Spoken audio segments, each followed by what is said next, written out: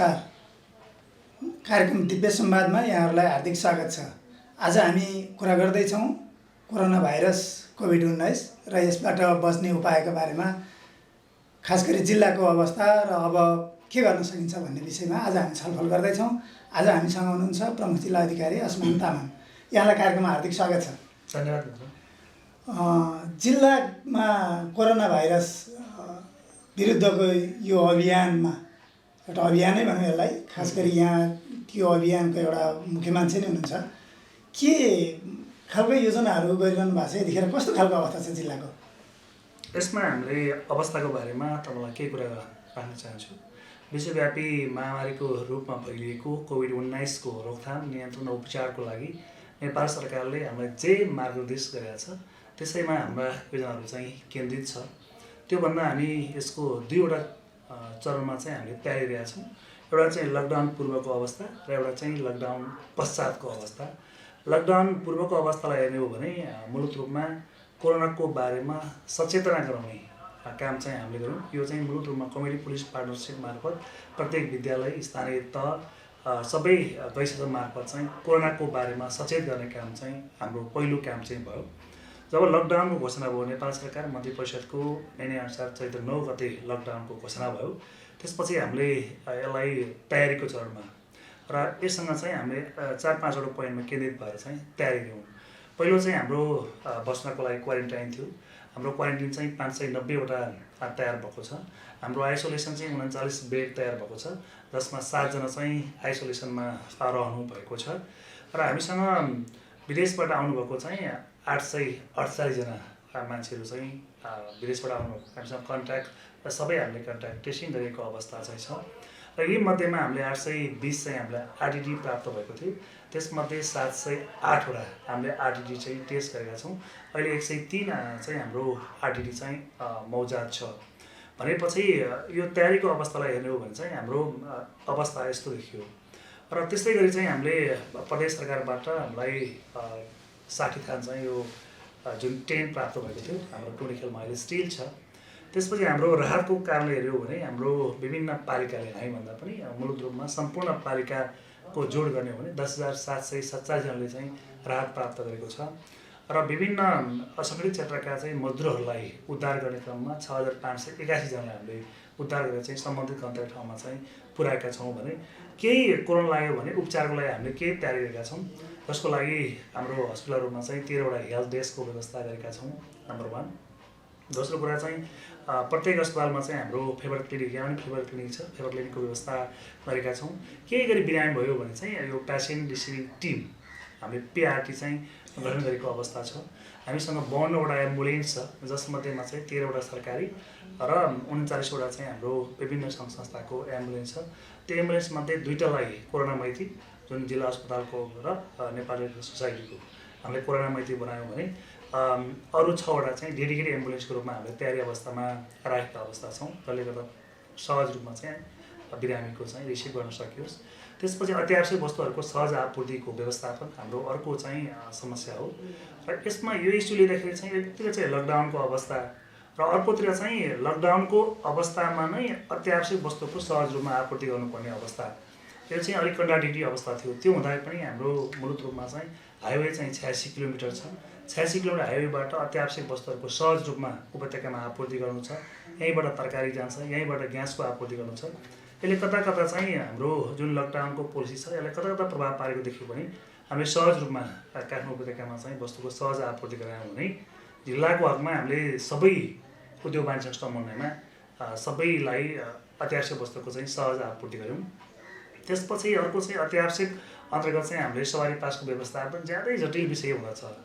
अब यो चाहिँ अब हामीले 324वटा चाहिँ हाम्रो म्यानुअलले चाहिँ जारी भयो र 460 हिजोसम्म चाहिँ 460वटा चाहिँ ई पास चाहिँ जारी भएको छ। ती बाहेक अरू हामीले खाद्यान्नमा र विकास निर्माण काम पनि जारी भएको छ। र यो अवस्थामा हामीले विकास निर्माणसँग सम्बन्धित कामहरूलाई निरन्तरता दियौँ, जस्तो हाम्रो पृथ्वी राजमार्ग बनिरहेको अवस्था छ। त्यसपछि त्रिशुलीमा हाम्रो पुलहरू लगायतका सबै विकास निर्माण काममा हामीले समन्वय र सहजीकरणको पाटो चाहिँ हामीले खेलेका छौँ।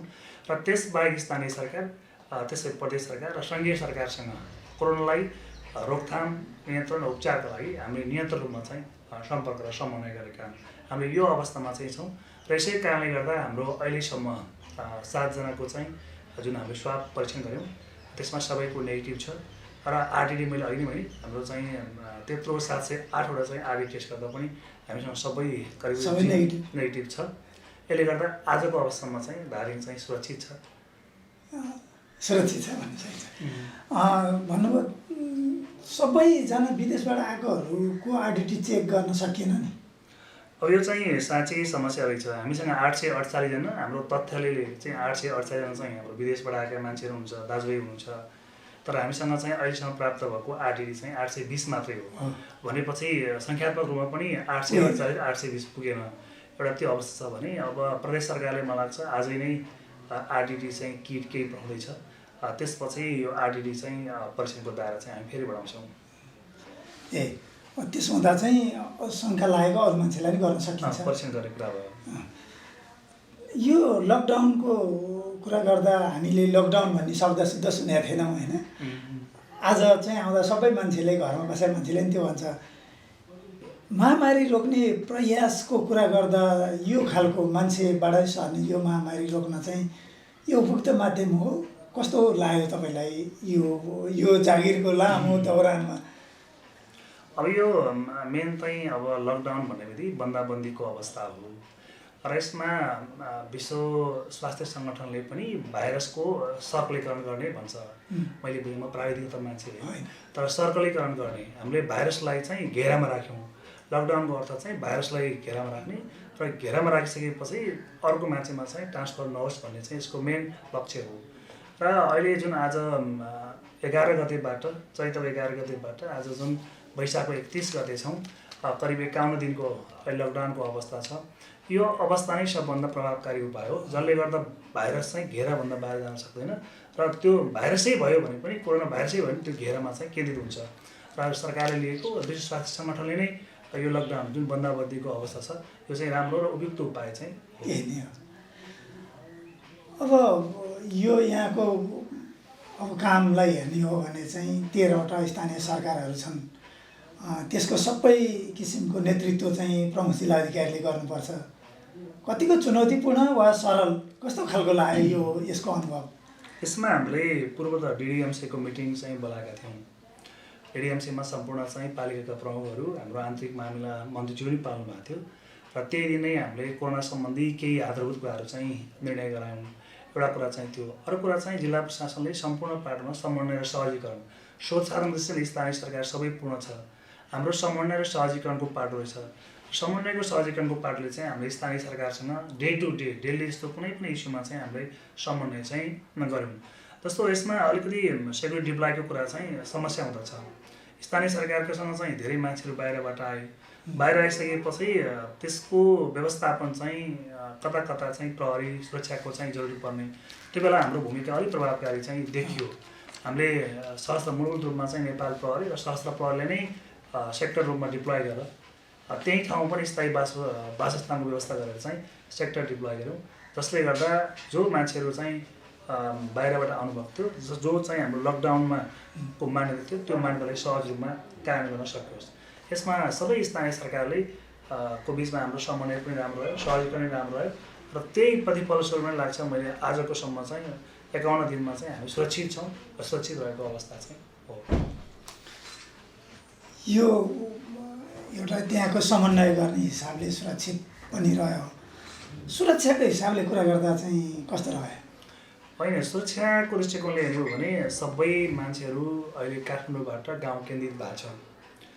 विदेशबाट पनि गाउँ केन्द्रित भएको छ, काठमाडौँबाट पनि सहरबाट पनि सबै मान्छेहरू गाउँ केन्द्रित भएको छ। र यही अवस्थामा हाम्रो पहिलो चरणमा चाहिँ सबै आउने दाजुभाइ सबै भेटघाट गर्ने भनेपछि हाम्रा ठुला महान चाडहरूभन्दा पनि बढी चाहिँ भेटघाट गर्ने अवसर बन्यो। त्यो अवस्थामा चाहिँ कता कता बन्दाबन्दीको उल्लङ्घन भएको हो कि भन्ने हामीलाई महसुस भयो। तर जब चाहिँ कोरोनाको बारेमा हामीले जुन ओरिएन्ट गरेका थियौँ, जुन सचेतना चाहिँ हामीले फैलाएको थियौँ, जसको परिणामस्वरूप यो चाहिँ सहज भयो। सबैले बुझे, सबैले आफ्नो टोल बस्ती सुरक्षित गर्न चाहिँ लागे। त्यो अभियानले गर्दा पनि हाम्रो बन्दोबस्तीको अवस्था चाहिँ सामान्यकरण बन्दै गयो। र त्यो क्रममा चाहिँ कता कता अब हामीले सिकेका छौँ हाम्रै केसमै फाइल भएको कहीँ अपराधिक घटनाहरू घटेका छन्, जस्तो चाहिँ मदिरापानको कारणले अपराधिक घटना चाहिँ घटेको छ। त्यसपछि अर्को चाहिँ अब बस्ने क्रममा चाहिँ तासको कुराहरू, तास खेल्ने, आराम गर्ने तास खेल्ने चाहिँ घटनाहरू घटेका छन्। र त्यही क्रममा चाहिँ अब काहीँ पहिला जस्तो त होइन, बन्दाबन्दीकै बिचमा पनि केही झगडाका सामान्य अपराधका घटनाहरू चाहिँ घटेका छन्। तर ती अपराधका घटनाहरू चाहिँ हामीले सहज रूपमा नियन्त्रण लिएका छौँ। जस्तो अस्तिकै चाहिँ घटना भन्यो भने अपराध चाहिँ भयो, घट्यो, मान्छे पनि मृत्यु भयो, तर अपराधी हाम्रो तुरन्त नियन्त्रण लिन हामी सक्यौँ, केही बेरमा नियन्त्रण लिन सक्यौँ। यसको अर्थ के हो भने लकडाउनले गर्दा उसँग चाहिँ भाग्ने एक्सेस चाहिँ बन्द भयो होइन। एक्सेस बन्द भइसकेपछि पनि हामीलाई चाहिँ सहज भयो। र सुरक्षाको दृष्टिकोणले हेर्ने मुद्दाको चाम चाहिँ एकदम कम छ, अपराधको घेरा पनि हिजोभन्दा चाहिँ कम छ। किनकि अब एउटा मृत्युसँग मान्छे डराउँछ, मृत्यु चाहिँ शाश्वत सत्य हो। भोलि केही भइन्छ भने पनि भाइचारा बन्धुत्वको अवस्था चाहिँ बढेको अवस्था चाहिँ म देख्छु। र त्यसले गर्दा अपराध चाहिँ न्यूनीकरण भएको हो जस्तो मलाई लाग्छ। त्यो भएको हो कि त्यहाँ भएका चिजहरू आउन नसकेका हुन्? होइन, यसमा त भाइचारा र बन्धुत्व नै बढेको हो। किनकि कोरोना लाग्यो भने के हो भोलिको फ्युचर त अनसर्टेन छ, भोलि जे पनि हुनसक्छ। अहिले किन झगडा गर्ने? अब बल्ल बल्ल चाहिँ विदेशबाट कहाँदेखि तेस्रो मुलुकबाट आएका दाजुभाइको बिचको यो चाहिँ आत्मीयता हो जस्तो मलाई लाग्छ। त्यही कारणले पनि हामी चाहिँ अपराध नियन्त्रणमा अपराधिक घटनाहरू चाहिँ एकदम कम छ। यो लकडाउनको कुरा गर्नुभयो, बन्दाबन्दी खास गरी अलिकति केही बजारहरूमा यो सदरमुकामकै बजार जाने हो भने जस्तो कपडा पसलहरू पनि खोलिदिइरहेछ मान्छेले, यसलाई अलिक खुकुलो गरिदिए हो कि के हो? यो चाहिँ अब वैशाखको 25 गतेको सरकारको जुन 24 गतेको निर्णय थियो र 26 गते लागू हुने गरी मुलुक रूपमा उद्योग वाणिज्य सङ्घकै समन्वयमा र सहकारीमा जति पनि आपूर्तिको व्यवस्थापन चाहिँ हामी उहाँकै समन्वयमा भएको थियो। र सरसर्ती हेर्दा गाउँमा अहिले कृषि उपजको लागि सबै खुला नै छ, विकास निर्माण कार्यक्रम चाहिँ सबै चलेकै छ, हाम्रा बैठकका प्रविधिहरू पनि अगाडि बढेको, विकास निर्माण प्रविधि अगाडि बढेकै छ। यो अवस्थामा धादिङ बेसिकै केन्द्रित गर्दाखेरि कोही मान्छेहरू बाहिरबाट आएका छैनन् र हामी करिब चाहिँ 50औं दिनमा चाहिँ बसिरहेको अवस्था छ। त्यो पछि 7-10 चाहिँ हामीले बजार खुला गरौँ भन्ने उद्योग वाणिज्य सङ्घको निर्णयलाई चाहिँ हामीले साथ दिएको मात्रै हो। त्यो अत्यावश्यक चिजभित्र नपर्ने केही पसलहरू नि खुलेको हुनाले गर्दा यो प्रश्न अब यसमा विकास सम्बन्धित कामले धेरै प्रभाव पार्यो। अत्यावश्यक वस्तुहरू चाहिँ 25 भन्दा अगाडि चाहिँ यही अत्यावश्यक वस्तु भनेर तोकेर पसलको नाम लिएका थियौँ। अब 26बाट चाहिँ हामीले विकास निर्माण जोड्नु पऱ्यो, त्यस क्रममा चाहिँ अलि त्यस्तै पसलहरू पनि खुल्यो। र मलाई लाग्छ यो जुन 26, 27, 28, 29 जुन 3-4 दिनको बिच चाहिँ करिब चाहिँ लकडाउन चाहिँ हामीलाई खुकुलो भएको महसुस भयो। हाइवेमा पनि हेर्ने हो भने धेरै मालबाग चाहिँ सवारी साधनहरू चाहिँ सुचारू भएको अवस्था छ। विकास निर्माणले गर्दा टिपरै कति ठाउँमा गुडिरहेको अवस्था छ। तर मान्छेको आवत जावत चाहिँ हामीले स्ट्रिक्ट गरेका छौँ। यसको लागि हाम्रो बुङचुङमा चाहिँ थर्मल गन सहितको स्वास्थ्य परीक्षणको व्यवस्था गरेका छौँ। त्यहाँ प्रत्येक व्यक्ति इन्ट्री गर्ने व्यवस्था गरेका छौँ। केही स्वास्थ्य सामग्री पनि छ, जसले गर्दा जो मान्छे चाहिँ त्यस्ता रेड जोनबाट चाहिँ हाम्रो धार्मिक देशमा प्रवेश गर्न नपाओस् भनेर हामीले व्यवस्था पनि गरेका छौँ। र यही भित्र आन्तरिक रूपमा भन्ने हो भने चाहिँ जो बसोबास गरेका व्यक्तिहरू थियो, यहीँ बसोबास गरेको स्थायी बासिन्दाहरू नै भएको हुनाले त्यति जोखिमको अवस्था चाहिँ हामीले लागेनौँ र उद्योग वाणिज्य काममा चाहिँ हामीले समन्वय चाहिँ गऱ्यौँ। यो जिल्लाको आवत जावतलाई अलि त्यसलाई कडाइ गर्ने भनेर निर्णय गर्नुभएको थियो, त्यसलाई कतिको गर्न सकिने रहेछ अथवा के रहेछ? यसमा हामीले स्ट्रिक्टली मुलुक रूपमा चाहिँ हाम्रो यसपालको 25 भन्दा पछाडिको जुन लकडाउन छ अहिलेको बन्दोबस्ती नेपाल सरकारको निर्णयअनुसार थप भएपछि मुलुक रूपमा बाहिरका जो व्यक्तिहरू छन् विकास निर्माण काम सबै खुला गर्ने, त्यसपछि कृषि उपजदेखि जुन विभिन्न काममा सरकारले चाहिँ निर्णय गर्यो त्यो निर्णय कार्यान्वयन गर्न क्रममा चाहिँ हाम्रो रेड जोनबाट, हाम्रो चितवन पनि रेड जोन हो, त्यसपछि काठमाडौँ पनि रेड जोन, काठमाडौँबाट चाहिँ हामी सुरक्षित छौँ। त्यो बेलामा चाहिँ त्यस्ता मान्छेहरूको चाहिँ आवत जावत चाहिँ कम होस्, आवागमन कम होस् भन्ने हाम्रो ठुलो लक्ष्य, हाम्रो चाहिँ टार्गेट त्यही हो। र त्यही अन्तर्गत चाहिँ हामीले चितवनको र हाम्रो बिचको मौवा खोला भयो, मकनपुरसँगको चाहिँ दामे चौर भयो, त्यसै काठमाडौँको चाहिँ पिपल बोर्डको कुरा भयो, अनि त्यसपछि हाम्रो यो नुवाकोटसँगको गल्छी एरिया भयो, र यतापट्टि गोर्खाको चाहिँ 3वटा आरुघाट, त्यसपछि घाट बेसी र एउटा बुङकोट घाटमा चाहिँ हामीले अलि निगरानी गर्ने, मान्छेहरू चाहिँ आवत जावतमा अलिक कडाइ गर्ने, थप निगरानी गर्ने भन्ने व्यवस्था भएको थियो। त्यही अनुसार अहिले पनि हाम्रो एकदम मलाई लाग्छ मह खोलाबाट कोही त्यस्ता मान्छेहरू चाहिँ छिरेका छैनन् विदेश, जो चाहिँ रेड जोनका मान्छेहरू चाहिँ हामीसँग प्रवेश गरेको छैन। काठमाडौँबाट हामीसँग चाहिँ त्यस्तो प्रवेश गरेको छैन भनेपछि यो आवत जाँदा मूलत रूपमा चाहिँ मान्छेको जे आवागमन हो भाइरसको सर्कुलेसन अन्तर्गत चाहिँ मान्छेको आवत जाँदा चाहिँ हामीले कडाइ गरेका छौँ। यो सीतापाइला धार्के सडक एरिया छ नि, त्यसलाई चाहिँ हेर्न सकिने? अब यो चाहिँ बाटो अहिले निर्माणको काम त्यो पनि कन्टिन्यू छ। हामीले करिब एक महिना चाहिँ छ, काम चाहिँ निरन्तर रूपमा चाहिँ भइरहेको अवस्था छ। साँच्चैको रूपमा त्यो एरिया चाहिँ त्यही एरियामा बस्ने मान्छेहरू मात्रै आउने र सहज रूपमा चाहिँ अरू हाइवेबाट आउने र हामीले त्यसलाई पनि हेर्न चाहिँ भनेका छौँ, जीवनपुरलाई भनेका छौँ। यो अर्को जिल्लामा हेर्ने हो भने अलिक धेरै मान्छेको भिड हुने यहाँभित्र तपाईँले भन्नुभयो जस्तै खुल्ला त अलिक खुल्ला भागै हो, तर बैङ्कहरूमा जाँदा अनि यो आइएमईहरूमा जाने हो भने चाहिँ दिनमा 500-600 मान्छे जम्मा हुने ठुलो सङ्ख्या जुलुसै जसरी देखिने रहेछ। त्यसलाई चाहिँ अलिकति नियन्त्रण गर्न सकिँदैन? अब ब्याङ्क तथा वित्तीय संस्थाको मूलत रूपमा डिजिटल कपी नै प्रयोग गर्नु, डिजिटलाइज छ, त्यही अनुसारको चाहिँ आफू पनि रूपान्तरण हुनुपर्छ भन्ने सरकारको मेन नीति हो, जसले हामीलाई सुरक्षित बनाउँछ। दोस्रो कुरा चाहिँ जुन अफिस खोल्ने सरकारको निर्णय भयो त्यसपछि ब्याङ्कहरू चाहिँ पहिला चाहिँ हाम्रो सर्भिसेसमा मात्रै काउन्टर खुल्थ्यो, हामीले त्यही भनेका थियौँ। सरकारको निर्णयअनुसार चाहिँ हाम्रा ब्याङ्क तथा वित्तीय संस्था काउन्टर चाहिँ खोलेका छन्, तर त्यहाँ पनि न्यूनतम रूपमा सेफ्टी मेजरहरू चाहिँ प्रयोग गरेको छ। म त्यो भन्छु भने अर्को चाहिँ के हो भने धादिङ बेसीमा जति पनि हाम्रो ब्याङ्क तथा वित्तीय संस्था छ त्यो धादिङ बेसी त सुरक्षित छौँ, किन हामीले बाहिरको जुन मान्छे चाहिँ आउनै दिएको छैनौँ। फोर्के सल्लोमा हाम्रो बुङचुङमै त्यसलाई परीक्षण गरेका छौँ भनेपछि यो अवस्थाले पनि मलाई लाग्छ हजुरहरूको मास चाहिँ होइन, केही मान्छे चाहिँ अब जम्मा भएको हो, त्यो पनि धेरै दिनको बन्दबन्दी पछि चाहिँ जम्मा भएको हो, त्यस्तो चाहिँ खासै होइन। त्यसले त्यति असर गर्दैन? असर नगर्नुपर्ने हो, किन हामी सुरक्षित छौँ। यो राम्रो मेसेज पनि हो। अब अर्को यो पासको अघि नै कुरा गर्नुभयो, पास चाहिँ एकदम समस्याको कुरा पनि रहेछ। अघिल्लो दिन हेर्दा चाहिँ पास दिने भनियो धेरै समस्या जस्तो लाग्दैन थियो, तर अहिले आउँदा चाहिँ धेरै मान्छेले पासलाई चाहिँ उ गर्ने होइन, पहुँचवाला जतिले सकेछन्, आफ्नो गाडी हुने जतिले पास लिएर चलाउनु खोज्ने, यो कस्तो समस्या हो? यसले चाहिँ केही अप्ठ्यारो पारेछ कि अब के हुन्छ?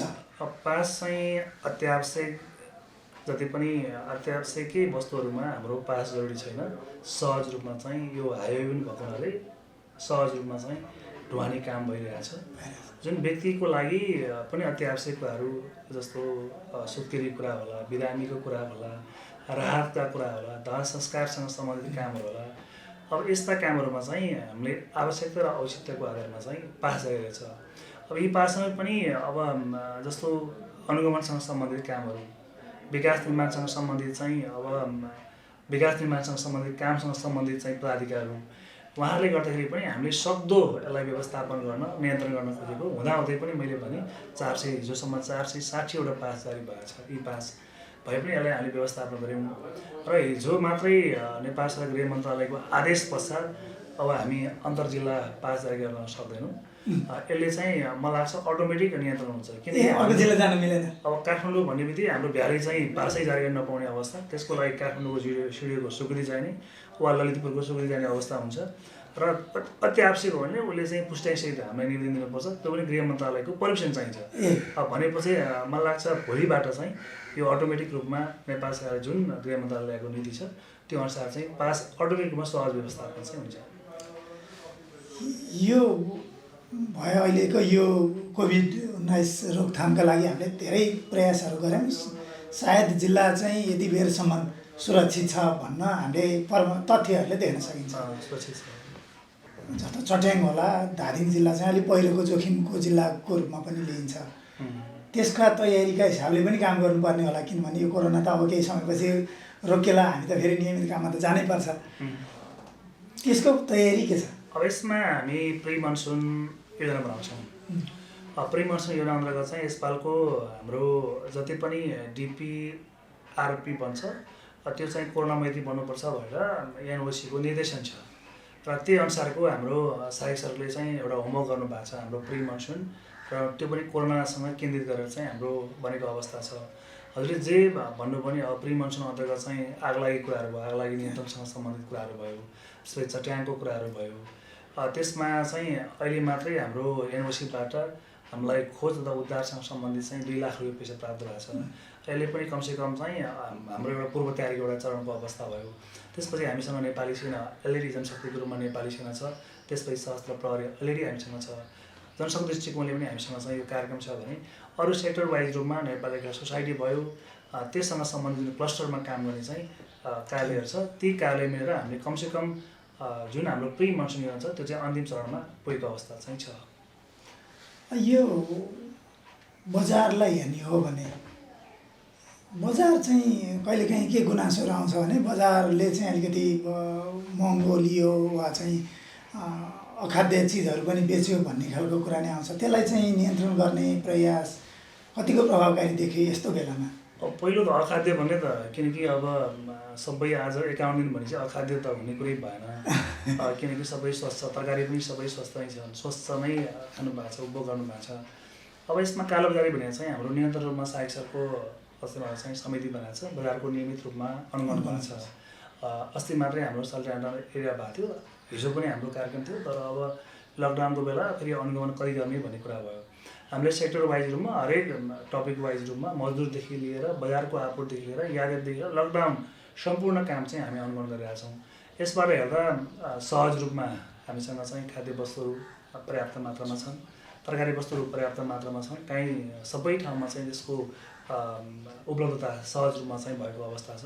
मलाई जानकारी भएअनुसार कालोबजारी भनेको चाहिँ मैले सुनेको छैन, किनकि सुन्ने बित्तिकै हामी जहाँ काम हुन्छ त्यही हाम्रो चाहिँ एक्सन हुन्छ, र कालोबजारी चाहिँ मैले सुनेको छैन। अब यो बर्खा नि लाग्न लाग्यो होइन, यदि यस्तै गरी अर्को जिल्लाबाट आउनु नपाउने हो भने कति टाइमलाई पुग्छ हाम्रो जिल्लाको खाद्यान्न? कस्तो खालको अवस्था छ खाद्यान्नको? हामीसँग पहिलो त यो सिजन पनि करिब चाहिँ यो खाद्यान्न नहुने अवस्था, हाम्रो नर्मल अवस्था पनि खाद्यान्न चाहिँ नहुने अवस्था, त्यही अनिकालको समय पनि हो। मूलत रूपमा उत्तरी बेल र दक्षिण बेलको उपल्लो साइडमा लेकमा चाहिँ अलि खाद्यान्नको अभाव हुने हो। तर अहिले चाहिँ हामी एउटा कोरोनाको कारणले, एउटा चाहिँ त्यो हाम्रो सिजनको कारणले पनि मान्छेले पहिले नै खाद्यान्न जोड गरेको अवस्था छ। किनकि म अनिकालमा जाँदैछु, मसँग खाद्यान्न छैन भनेर पहिले नै उसले योजना बनाएको छ, त्यो अनुसार पनि खाद्यान्नको पर्याप्त छ। अर्को चाहिँ हामीसँग 17,050 बोरा स्टिल हिजोसम्म चाहिँ हामीसँग खाद्यान्न छ। भनेपछि खाद्यान्न चाहिँ पर्याप्त मात्रामा चाहिँ यहाँ हामीले लिएर आएको छौँ। यसको व्यवस्थापन चाहिँ उद्योग वाणिज्यसँगै हिजो लकडाउनको अवस्थामा पनि भोलि पनि चाहिँ यसले गरिरहेको छ।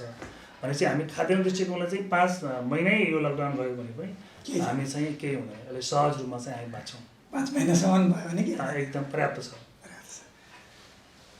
लामो कुराकानी भयो।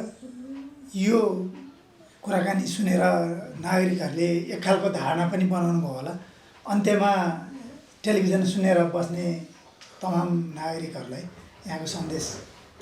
यहाँ धादिङका सम्पूर्ण आमाबुबा, दाजुभाइ, दिदीबहिनीहरूलाई एउटै मात्रै म अनुरोध गर्न चाहन्छु, आजको दिनसम्म तपाईँ हामी सबैको संयुक्त प्रयासबाट हामी सुरक्षित छौँ। यसमा तपाईँलाई म विशेष आभार पनि व्यक्त गर्न चाहन्छु र भोलि पनि यसै गरी सुरक्षित रहनको लागि हार्दिक अपिल गर्न चाहन्छु। धन्यवाद। यसका साथै कार्यक्रम यहीँ सकिन्छ। हस्त नमस्कार।